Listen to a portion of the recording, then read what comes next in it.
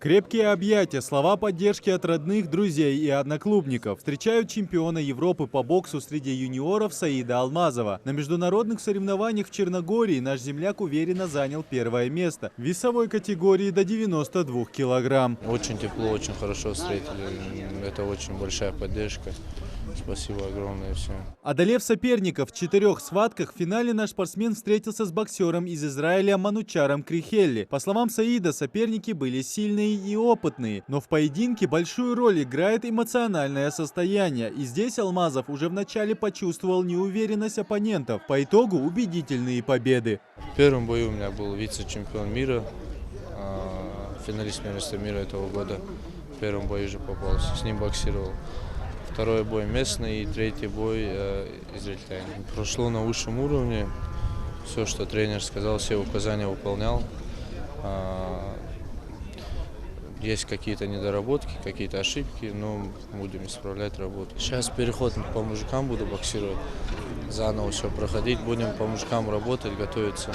Золото первенства Европы во многом заслуга тренеров, признается Саид. Улучшить навыки и умения спортсмена, установить четкий план на каждый бой и мотивировать воспитанника на победу может только хороший наставник. Тренерский штаб отметил отличное выступление спортсмена. Задачу на Европу выполнил на 100%. Саид достойно показал свои финальные бои.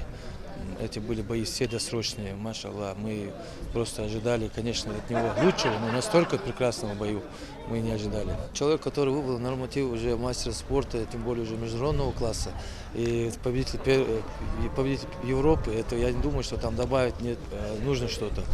Есть какие-то коррективы, которые, я думаю, личные тренеры разберутся и подберут к нему ключики. А так, в общем сложности он показал хороший бой. Европейского золота в этом виде спорта не было 11 лет. За нашего бойца болела вся республика. Для воспитанников Центра «Прогресс» бокса Саид пример упорства и профессионализма. Ребята приехали, чтобы лично поздравить спортсмена.